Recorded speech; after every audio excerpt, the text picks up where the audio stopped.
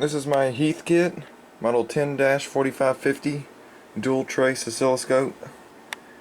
I picked this up at an auction about a year ago. It worked when I bought it. The main reason why I bought it, because I needed another scope up here. I need another scope, but couldn't pass it up. Well, I used it once. Then the other day I went back to it and I turned it on and it popped and then it smoked.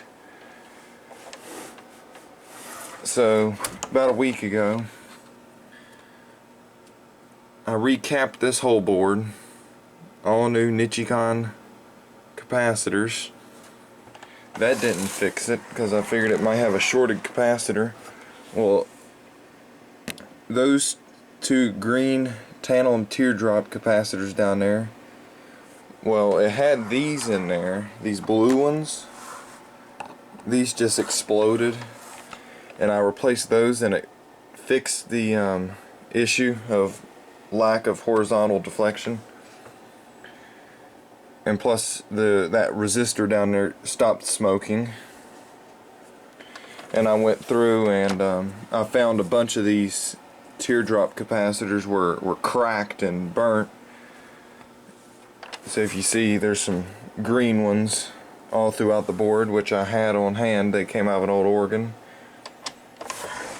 That is the horizontal deflection board right there. That's why I recapped it. There's not many other electrolytics on these other boards. I might replace this one sometime, but still tests fine. Pretty old, so now it works fine. Cleaned up all the controls with some